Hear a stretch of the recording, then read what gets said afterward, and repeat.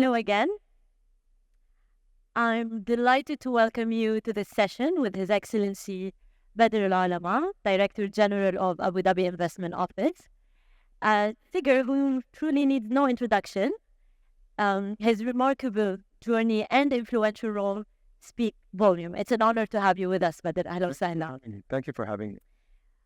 In 2023, global foreign direct investment grew by 3%, finishing the year with an estimated $1.37 trillion. Now, this growth, however, was concentrated in few economies, and in excluding them, the FDI flows actually declined by 18% worldwide, which highlights a challenging investment landscape we're dealing with. Moving forward, modest improvement in FDI flows are anticipated in 2024 because of the potential stabilization in prices and inflation and borrowing costs in major markets. As we stand here, Badr, in 2024, we are still dealing with a lot of global challenges, from the aftermath of the pandemic, from wars in Europe, wars in the Middle East. How do you see, or what are we doing to safeguard and improve FDI flows throughout these difficult times? So let me start off, Roa, by saying thank you to Joe and the team at Economy Middle East for inviting me here. And obviously, I'm not going to profess that I know what happens in the Middle East, but we all read the newspapers, we all wake up to the same set of news, and we see what's going on around the world, and we see what's happening in the region as well. We live in one of the most difficult places in terms of a regional complexity that is going on between what's happening in Palestine, what's happening with Israel, what's happening with Iran, what's happening across Iraq, Lebanon. And as an investor myself, as an agency that represents investors and promotes investments, the last thing an investor ever needs is uncertainty, unpredictability, inconsistency. Yet, we see that this part of the world, the UAE, to be specific, the region in general, has been successful in attracting the largest amount of FDI in the entire world, between Saudi Arabia, with what's happening in terms of development there, with Qatar, especially after the FIFA World Cup, and more specifically because Abu Dhabi and the United Arab Emirates took steps early on, over 20 years ago, set the scene about diversifying the economy, being prepared for a post-oil world. Amazing. I'm coming back on diversification, but just before that, the UAE, Badr, has established itself as a top destination for businesses, right? We all know that, thanks to its progressive policies, infrastructural advantages. I can go on and on. Has this strategic positioning translated into tangible increase in FDIs despite all the challenges we're dealing with? Are you satisfied with the numbers?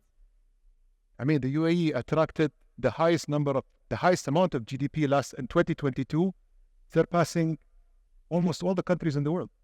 In terms of a GDP to FDI ratio, we are on par with what you would see in other parts of the world, like you would expect, like US, China, India. And that tells you something about the UAE. But leaving numbers aside, I don't want to talk about numbers. I want to talk about tangible success stories. 6 months ago, I might be wrong, might have been 7 months ago. Okay. 7 months ago, we announced to the world that the UAE will be the capital of smart and autonomous mobility. 7 months ago. We said we're going to bring in all these different applications, air taxis, autonomous cars, driverless vessels, and we are going to set Abu Dhabi and the United Arab Emirates as a capital to these applications.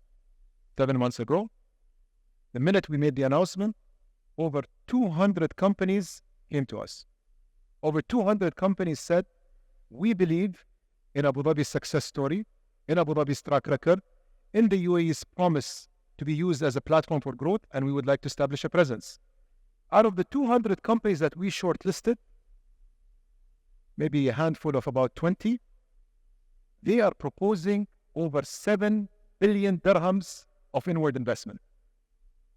7 months later, last week, we had the first smart and autonomous mobility event. We had over 70 companies exhibiting. We invited over 8,000 people attended, over 25 countries, and we signed 12 strategic agreements. These strategic agreements were not what you would expect to say that I would like to be the first country in the world or the first city in the world that will fly an air taxi. These are agreements talking about hard investment in actually setting up manufacturing capability and setting up capability to maintain and repair these air taxis in the Emirate of Abu Dhabi, to finance and lease air taxis to the rest of the world, to establish pilot training in Abu Dhabi, to set up software labs in Abu Dhabi. So the reality is, we hear this a lot, Rawa, that, people say this is a small market. It doesn't have a big captive market like Saudi Arabia or like India. The reality is, companies that want to establish a presence in Abu Dhabi or the United Arab Emirates are looking at a growth story. They want to make sure that they can bring their families, they can sit and invest in a place that brings in consistency, stability, safety, security, and on top of that, has the interconnectivity with the rest of the world. I mean, I'm blabbing on. Please feel free to interrupt me, right? Emirates, Etihad, Fly Dubai, Al Arabiya, we have access to over 160 cities. Back in the day when we set up those two airlines, and those two regional airlines as well, nobody thought about interconnectivity to over 160 cities. Our port companies give us access to over 60 ports that we manage around the world. Give me one country in the region that can deliver that. Amazing. And reality is, entrepreneurs like myself, like everyone I know in the region who made the country their second home, they just wouldn't leave for anything. So it's because we welcome everyone in this country. There is no difference between Emiratis and non-Emiratis. Even when you listen to our president speak in public forums, whether it was COVID, whether it was post-COVID, there's always a consistent message that comes out of our president. Nationals and residents, we will take care of both. As long as someone has considered the UAE and Abu Dhabi to be their home, then they are considered to be as equal as a UAE national. So, Badr, you had mentioned diversification, and maybe this word came up more than 20 times since this morning till now. The UAE has been focused on diversification efforts, and we've seen a lot of emphasis on digitization, green energy, fintech. There are big investments in AI most recently. So are there any new sectors or innovations on the horizon that you are particularly excited about? There are many sectors that I'm excited about. Unfortunately, people say that I get excited about everything. But that's besides the point. I think I get excited when I see strong tailwinds addressing macroeconomic trends. And what do I mean by that? When we think about food and water security, specifically food, I mean, it goes without saying this part of the world imports a lot of food. But how cool, how amazing, how spectacular and absurd would it be to say that this country can become the biggest exporter of food to the rest of the world? And when I say this, I'm not saying it in, isolation or thinking abstract or making things up. But the world is going towards the path of investing in alternative protein, of being able to grow food in a lab. And guess what? The UAE, with its stable environment, stable infrastructure, stable electricity, strong capital base, is able to actually champion alternative protein, is able to champion the future of mobility, is able to champion the future of longevity through the programs that you probably heard about, the UAE Genome Project. So it's these kind of things that I think the UAE has taken big bets on, but it's translating into outcomes and results on the ground. Badr, I want to shift the conversation a little bit on Abu Dhabi, but before, just to set the stage. Almost 3/4 of people in the MENA region see entrepreneurship as a good career choice, right? And 38% of the adult population express intentions to start a business. However, the number of total early-stage entrepreneurs, again, in the MENA region, remains very low relatively to other part of the world. So we have positive perceptions and intentions to start a business, but it's not actually turning into business activity, which is a problem because it means there are gaps, support being offered to these entrepreneurs throughout their lifetime. If we look better at Abu Dhabi, how successful has it been in attracting top global talents and innovative startups, and maybe some of the initiatives that Adjo are doing to enhance this entrepreneurship landscape? Look, I can sit here and I can talk about Hub 71, and I can talk about how amazing and how great Hub 71 has been, from attracting a handful of startups to growing over 250 startups that actually, from the moment that they have been welcomed into Abu Dhabi and welcomed into the Hub 71 ecosystem, they have been able to raise over 5 billion dirhams worth of investments. But that's besides the point. I don't want to get into Hub 71. More than what I want to get into is you think of these kind of developments as an ecosystem, because startups represent one element, big corporates represent another element, the academia represents a third element, the customers, the government, in terms of deregulation and creating sandboxes, represents another angle to the whole ecosystem. But in my conversations, Rawa, that I've been having with, let's say, the big tech companies, we just had the pleasure of meeting Visa. I've had the same conversation with MasterCard. I've had these conversations with Google and Microsoft. I think all the big tech companies made one fundamental error in the past. You think about the US as a market of attracting talent, and these are entrepreneurs, and you think about Europe as a market of attracting talent. But the US and Europe have made it increasingly hard for you to actually go there.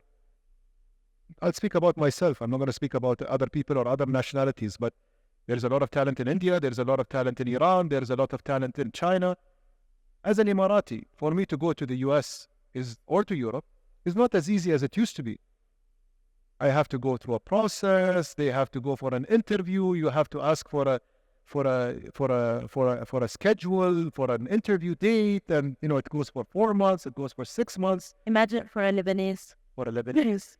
Actually, one of the highest, I went to a Lebanese school, so I must say that, we have the highest talent in Lebanon that you don't see anywhere else in the world. But imagine, like you said, for a Lebanese national.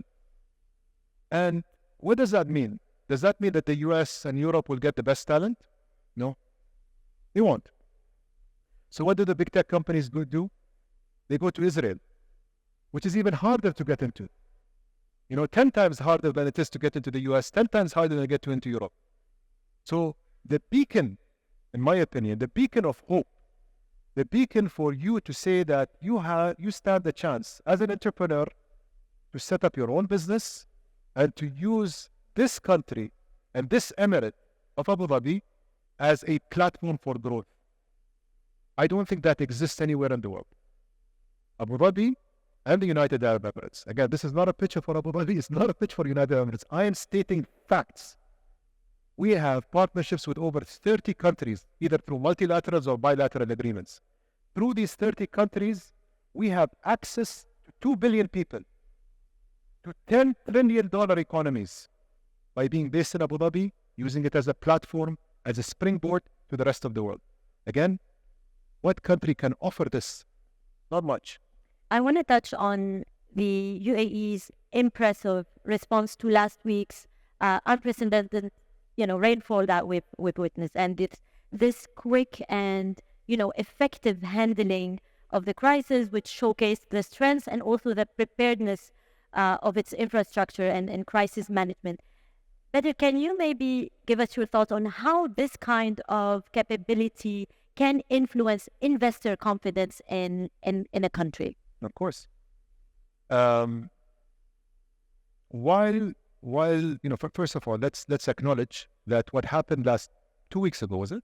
2 weeks. What happened 2 weeks ago was a very unique situation of a superstorm that this country has not seen in over 70 or 80 years. And what it went through was probably one of the biggest tests to this country and to this emirate in terms of resilience and in terms of response. And it's a living proof of what we are all going through and what this country has been communicating time and time again about climate change, and that the entire world needs to unite its efforts towards climate action, right? And this is a fact. Besides that point, I made a call while this was happening, I was abroad. I was not in country. And one of the first calls I made was I called my good friend Antonaldo, who is the CEO of Ittihad. And I said, Antonaldo, I hope things are under control. I'm guessing you must be very stressed out. Things must be very difficult. And I hope that you did not get affected as a result of what happened. To my surprise, there was not one flight cancellation by Ittihad. There was not one flight cancellation by Ittihad. The airport, with a few delays here and there, continued operation as normal. The next day, if any of you were in Abu Dhabi, the next day after what happened with the superstorm, the roads, the environment, the infrastructure was back to normal. That gives confidence to investors that when they invest in Abu Dhabi, that the government, all of the government, works like a team to ensure that it is able to respond and restore the situation back to normal. Amazing. But we have a lot of entrepreneurs here in the crowd, and we have a lot of people who are going to be watching us later. If you have to give us one or two key piece of advices to those entrepreneurs or potential investors eyeing the UAE as their next investment destination, what would that be? Very open-ended question. But I'll speak from experience, and I'll speak about my experience. I think when you work with Abu Dhabi Inc., and I say Abu Dhabi Inc., I'm not referring to an agency, I'm not referring to a company, I'm referring to all of Abu Dhabi. There are a few things that distinguish us vis-a-vis others in the region and others elsewhere in the country as well. The first thing that I think you will realize is that relationships matter. Business is important, but relationships matter. And these relationships are not transactional. They're strategic in nature. So a conversation that we have with companies, with multinational companies, with investors, is never about a transaction. It's about a strategic, long-term relationship. Because when we have been planning, as an example, the Abu Dhabi Economic Vision 2030, we set the plan back in 2004, 2005. We go long, and we work throughout this process systematically, in partnership, and we think for the long term as a strategic investor, not for the short term as a transaction. So that's probably the first thing that I would say. The second thing, these relationships are based on mutual trust. Meaning, when I meet you for the first time, I'm trying to understand, can I trust you? Can I trust you through the ups and downs? Can I trust you to be standing next to me in a situation like COVID or a superstorm happens, that we are going to be working together? And third and last, it's always win-win. It's always win-win. There can't be a relationship that starts off that either I win and you lose, or you win and I lose. We have to find a common area or a common factor that unites us for a win-win relationship. And I think if you think about it, again, just to summarize, long-term, strategic, mutual trust, win-win, you will have every entity's attention, whether it was a sovereign or it was a government agency like the Abu Dhabi Investment Office. Thank you, Badr. Unfortunately, our time is up. Thank you, Badr, for such insightful conversation. I wish we had more time. I had like 100 more questions. Please, everyone, join me in giving a big round of applause to Badr. Thank you, Awad.